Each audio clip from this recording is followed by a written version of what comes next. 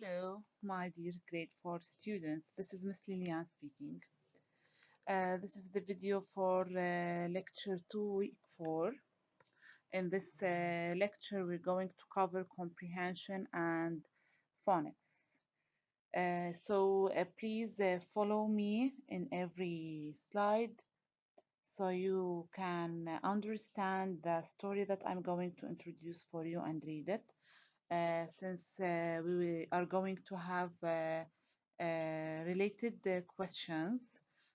Plus, we're going to cover short comprehension skill, which is something that you have taken before. So it's just like a revision. This lecture is also a revision for you. At the end, we are going to cover the CVCE lesson in phonics. Okay, to start with, I'm going to read for you the short story, which is titled Where Have All the Fish Gone? A retelling of a Hawaiian folktale. I hope that you enjoy this story, so later you can answer the questions related to this story. Many years ago in Hawaii, there was a shark named Mano. Like many sharks back then, Mano could take the form of a human. He enjoyed life as a shark, but he wanted to experience more. He wanted to see a human village and find a human friend. Son, that may not be a wise idea, warned his mother. Humans might not care for your shark habits and way of living. Still, Manu wanted badly to see how humans lived. He would just have to be very careful. One day, while he swam near the shore, he heard a cry for help. It was a young woman named Mokana. Makana swam in the ocean each morning. That particular or specific day, the waves were rough. She could not get back to shore. Mano saw his chance. He took his human form and carefully rescued Makana from the rough water. On the shore, Makana said, "Please tell me your name, kind stranger. How can I ever repay you?" "I am Manu. I ask for no repayment other than a visit to your village." "Of course, my friends and family will be grateful for the help you gave me." That night, the caring villagers made a feast to celebrate Makana's rescue. There were plates piled with sweet fruit, boiled taro root, and fresh fish. Mano ate several helpings of fish. He was, after all, as hungry as a shark. Makana asked Mano to stay. He agreed because he enjoyed the village. The villagers were great fishermen and showed Mano secret places in the lagoon that held the most fish. At night, hungry for more fish, Mano would take the form of a shark, dive into these secret or hidden places, and carelessly gobble up the fish. He knew it was greedy, but he could not help himself. The villagers noticed that the fish were disappearing. Where were all the fish going? Soon there would not be enough to eat. Finally, Mano told Makana that it was he who he had eaten the fish and explained who he was. Unable to look at Makana's saddened face when she heard the truth, he took the form of a shark and jumped into the ocean. If I had not been so greedy, Makana would still be my friend, thought Mano as he swam away quickly. To this day, sharks know what it is they're greedy, habits that cost them friendship with the humans. No shark has ever dared to take a human form again. Okay, now that we have read the story, I think that it's very easy and nice, and it teaches us a lesson at the end. That's right. There's something very important we cover every time we have a short story or a text that we are reading. There is something called genre. What is a genre? I'm sure that you know it. Genre is a French word meaning type or kind. So, the word genre itself means type or kind. So, when I say genre while reading a text, what do I mean here? I mean a type or kind of a text. So, when I say genre of a text, I mean type or kind of a text. In other words, a genre is a style of writing. It's the style or the way the text is written. Okay, so the genre is the type or kind of the text that you are reading, or it's the style of writing. Here, our text, where all the fish have gone, the genre of this text is folktale. It's called folktale. Why? Let's see. It is a short story that has been passed, we mean have been passed, has been told orally. Orally, we mean by mouth, okay, by words. It's a short story that has been passed orally from generation to generation. So, again, I repeat, the text, Where Have All the Fish Gone, is a folk tale. Why is it a folk tale? Because it's a short story that has been passed orally, that has been retold orally from one generation to another. Okay? Examples of folk tales: The Rabbit and the Hare. We all know the story of the rabbit and the hare. Okay? So the rabbit and the hare is also a folk tale. I hope that the genre is clear for you now. Okay, guys, so now that we have finished from the genre, we can move to the main comprehension skill in this lecture, which is elements of a story. For sure, every time we have a story, we have elements of the story. In order to make up the story correctly, it should include these elements. Let's start with the setting. When we say setting, we mean the time and the place of the story. Pay attention. I cannot have only time or only place. I should have both. Okay? So the setting consists of the time and the place. Not time only, not place only. In order to get the time at the correct time and the place of the story, ask yourself two questions. When and where? When is for the time. When did the story happen? Where is for the place. Where did the story take place? So the setting is the time and the place of the story. What do we have other than the setting? We have the characters. Who? The people or animals and sometimes things. Okay, sometimes we have things. The people or animals or things taking part in the story. Or in other words, who is the story talking about? So I get the characters. Other than the setting and characters, I have the plot. What is the plot? The plot is the sequence of events of the story. What events? The main events, the events that summarize the whole story. Okay, or the events, if I read these events, I can know what the story is talking about in brief and pay attention. The events must be in the correct time order. Okay, every story I read, as I said in the beginning, there is a lesson I have to learn from it. The lesson is the theme. So, the theme or the lesson that I learn from the story is one of the elements of the story. The theme is very important. It's the main idea of the story. Or, in other words, we say it's the moral of the story. The moral, the lesson that I learn from the story or the theme. Think big to find the theme. In order to find the theme of the story, I have to think big. How? Ask yourself, what is the author trying to tell me about how life works or how people behave? You have to think big, like the question says. Ask yourself, what's the author trying to tell me from this story? Okay? Now, respond to reading.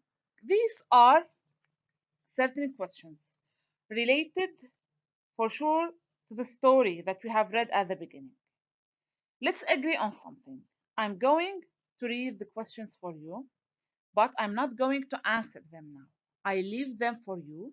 So you answer them, and during the live session, I will take answers from you. This way, you had time to work on the questions, and I'm going to give bonus points for those who would solve the questions. And don't be afraid if there is an answer that is wrong. Don't worry at all, because even if your answer is wrong, I'm going to give you a bonus point, because just working on them shows me that you are caring, okay? And you are studying. Are you ready for the questions? Okay. First two questions, you have to get the answers from paragraph one. How can you tell that this story is a folk tale? How? Give me one hint from paragraph one that tells me that this is a folk tale. Two, what problem does Mano have? Three and four are based on paragraphs two and three. Okay, and the paragraphs are numbered on in the video, okay, and on the worksheet. Number three, what do Mano's actions tell you about his character? His actions, what do they tell you about his character? How can you describe his character? Four, what does his mother think of his idea? Okay. Number five, what do you think the theme of the story is? Okay. What do you think the theme of the story is? We don't know. You have to think of them or think about these questions, and later we are going to answer them together. So, guys, now that we have covered genre and we have covered elements of the story in comprehension, we still have one more thing which is very important. You know that we have vocabulary in comprehension, and in every story or text we read, we usually or we always face new and unfamiliar words. Okay, so here I'm going to teach you how to find the meanings of these words through context clues. What do I mean by context clues? Stay with me. Sometimes when we are reading, we don't know what a word means. What do we do when we face a word that we do not know what it means? What do we do? Just like a detective, we have to use clues. There are words or phrases around unfamiliar words that can help us understand the meaning of a word. So I have to look for words or phrases around the unfamiliar words. These words or phrases are called context clues.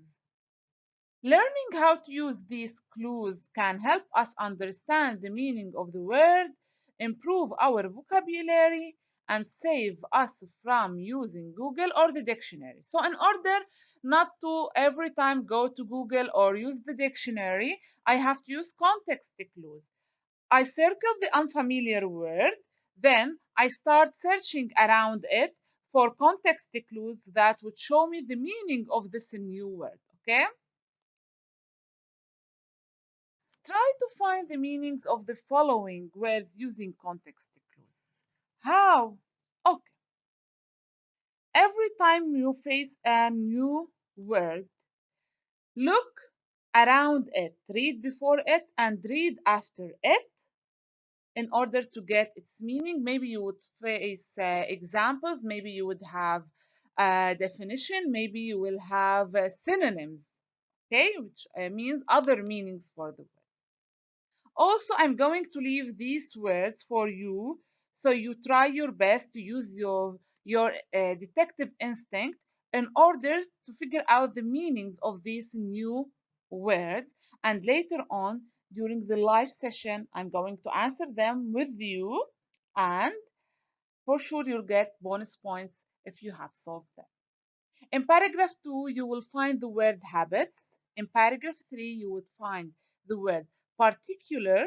In paragraph 5, you would find the word secret. And in paragraph 6, you would find the word greedy. Okay? So, good luck with your detective instinct. Okay, okay. Okay, one more thing to help you in context clues. This is like a riddle or a game to use to show how to use your investigation instinct. Okay? Chew on this who I am. Okay? So context clues is similar. We can say that it's similar to the game Who Am I? Okay? If you read this short poem, you will get at the end the answer of the question Who am I? Let's read it. A lot of kids think that they want to be me. Danger is my best friend and my enemy. When I'm summoned to duty, I am often alarmed. Still, I help lots of people stay safe and unharmed. I wear a cool hat and a raincoat and boots, which I'd much rather wear than some stuffy old suits. My truck makes loud noises when I drive down the street. It's a lot of fun, but I still take lots of heat. Who am I? Think of it.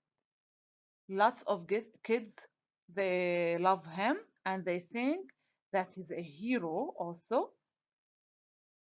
When he has a duty, he should be alarmed, he or she, we can say. Why? He keeps people safe and unharmed. He or she wears a raincoat and boots. Okay. They work a lot with heat. So, who am I? I'll keep the answer for you. Think of it carefully. Okay, that now we have finished from the comprehension part, we can move to the phonics part, which is something familiar, not new at all. Okay, and I'm sure that you love it. It is the CVCE pattern. But what does it mean, CVCE? The CVCE pattern, consonant, vowel, consonant, final E, is a long vowel spelling pattern. So when I find consonant, vowel, consonant, and final E, I know directly that I have a long vowel spelling pattern. If the E sits at the end of a word, it tells the preceding vowel to say its name. When a one-syllable word has an E at the end and a vowel in the middle, the first vowel is usually long and the E is silent. For example, here, consonant, vowel, consonant, and final E. I have E at the end. And in the middle, I have a vowel letter A. So, what does this silent E at the end tell the preceding vowel? It tells it to say its name. What is the name of this letter? A. Okay, so what does the word become? Cake. You see, I have long vowel A and silent E at the end. That's it. This is the CVC, final E pattern. The E at the end is silent and the preceding vowel letter takes the long sound. Okay, let's practice a little bit. Add an E to the end of these short vowel words. Here I have short vowel words. Okay, here I have short vowel words. What should I do? I must add the silent E at the end of each word to get what? To get a new long vowel word. Okay? The first word is what? Tub. Ah, short U. Ta, tub. If I add E at the end, what does the silent E tell the preceding vowel letter? It tells it to say its name. What's the name of this letter? U. So what does the word become? Tube. Excellent. Tube. Let's continue. We have can. Ah, can, short vowel. What happens when I add silent E at the end? I get CVCE pattern. So the silent E here tells the preceding vowel to say its name. The name of this vowel is A. So what does it become? Cane. In the picture. Okay. P, pin, short I, pin. I add the silent E to get the long sound for this letter. What is the long sound for this letter? I. What does the word become? Pine. Let's continue. Rub, sorry, rub. Okay. When I add the silent E at the end, what do I get? Robe. Oh, long O, robe. Okay, excellent. Here I have cup. Excellent. Cup also. Short U. Cup. When I add the silent E at the end, the vowel letter in the end, says its name, so it becomes cube. Last one is kit. Kit. I add the silent E at the end. What do I get? Kite, the long vowel I here. So the word becomes kite. Okay, this is another slide for you to practice. It's very easy, not complicated at all. The directions say many short vowel words turn into new words when you add a silent E at the end. So when I add silent E for most of the words, the short vowel words become long vowel words. Add an E to the end of the short vowel words, then use each word in a sentence of your own. Okay? For example, here I have hop. Hop is to jump. Okay? Hop. When I add E, silent E, to the end of the word, it becomes hope, like a wish. Hope. I hope. I wish. Okay? I added silent E at the end. So I got two different words now. Hope with short O, hope with long O. Okay? What should you do now? Okay? Put each word in a sentence of your own. Hope. Okay? I hop every day 400 times. Okay? For example, hope. I hope that my dad brings me a new bicycle. Okay? These are my answers. You can write your own answers. Second one is kit. Okay, when I add silent E at the end, the vowel letter will take the long sound. That's right. Okay, so the word becomes kite, kit and kite. Okay, so you have to use each word in a different sentence. That's it.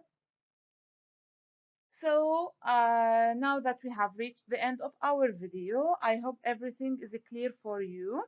It's time to solve the worksheet. You will find a related worksheet on the application.